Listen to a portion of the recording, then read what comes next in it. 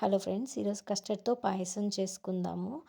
ఇది ఎలా చేసుకోవాలో చూద్దాము. చాలా అంటే చాలా బాగుంటుందండి. పిల్లలు చాలా ఇష్టంగా తింటారు. దానికి ముందుగా ఒక బాండీ తీసుకునేసి నెయ్యి తీసుకోవాలి. నెయ్యి కొంచెం ఎక్కువే తీసుకోండి, ఆ ఫ్లేవర్ చాలా బాగుంటుంది.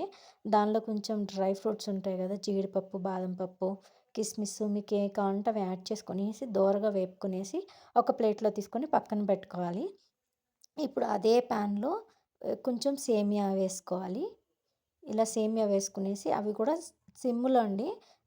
ఇలా కొంచెం రెడ్గా వచ్చేలాగా వేపుకోవాలి. పక్కకు తీసి పెట్టుకున్న తర్వాత అదే ప్యాన్లో పాలు పోసుకోవాలి. అలా కాదు అనుకుంటే నీటిలో కూడా ఉడికించుకోవచ్చండి. ఎందుకంటే దీనిలో మనం సగ్గుబియ్యం కూడా వేస్తాము. సగ్గుబియ్యం ఒక గంటగా ముందుగా నానబెట్టుకోండి, అవి త్వరగా ఉడుకుతాయి. అలా కాదు పాలు వద్దనుకుంటే నీళ్ళల్లో కూడా నానబెట్టుకొని తర్వాత పాలు కలుపుకోవచ్చు. అది వేరే ప్రాసెస్, అది చూపిస్తాను. ఇప్పుడు ముందుగా నానబెట్టుకున్న సగ్గుబియ్యం కూడా వేసాము. ముందు సగ్గుబియ్యం ఒక 70% ఉడికిన తర్వాత సేమియా వేయాలి. ఎందుకంటే సేమియా త్వరగా ఉడుకుతుంది కాబట్టి.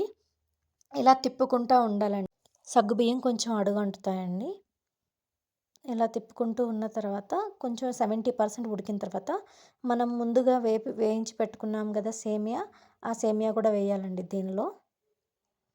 కొంచెం పాలు ఎక్కువ కావాలంటే ఎక్కువ కూడా పోసుకోవచ్చు. నాకు కొంచెం గట్టిగా కావాలి అనుకున్నాను కాబట్టి నేను కొంచెం తక్కువ పాలు వేసానండి. పాలు తర్వాతైనా కాచి పెట్టుకుంటే మనం యాడ్ చేసుకోవచ్చు గట్టి పడుతున్నప్పుడల్లా. చాలా బాగుంటుందండి ఇది, ఎందుకంటే కస్టర్డ్ వేస్తాం కాబట్టి చాలా టేస్ట్గా అనిపిస్తుంది. ఇలా తిప్పుకుంటూ ఉండాలి రెండు. ఇలా బాగా ఉడికిపోయాయండి. ఈలోపు మనం ఏం చేస్తామంటే ఒక 2 tablespoon of custard powder తీసుకునేసి వాటర్ పోసి కలిపి పెట్టుకోవాలి. పూరి పిండి మనం ఎలా పోసేటప్పుడు ఎలా అయితే కలిపి పెట్టుకుంటామో అలా ఉండలు లేకుండా కలపాలి.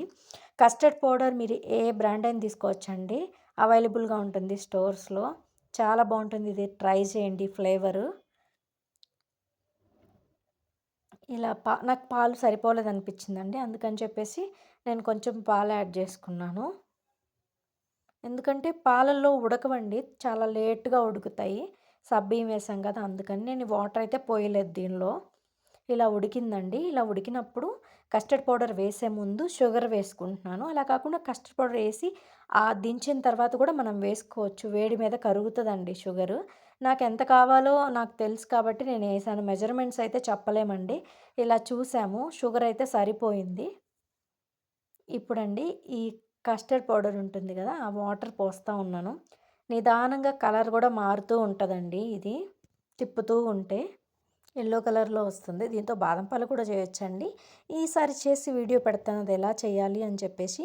ఈ కస్టర్డ్ పౌడర్ వేసినప్పుడు ఏంటంటే ఇది గట్టి పడుతూ ఉంటుందండి, అందుకని చెప్పేసి కొంచెం వాటర్ ఎక్కువగానే పోసుకోవాలి. ఇదండి అయిపోయింది. ఇప్పుడు ముందుగా మనం వేయించి పెట్టుకున్నాం కదా డ్రై ఫ్రూట్స్, అవి వేసుకునేసి ఇంకా ఆపేసుకోవడమేనండి. ఈ వీడియో నచ్చితే ఖచ్చితంగా ట్రై చేయండి, మీకు ఖచ్చితంగా నచ్చుతుందండి. ఈ వీడియో నచ్చితే లైక్ చేయండి, షేర్ చేయండి, కామెంట్ చేయండి. Thank you for watching. Bye.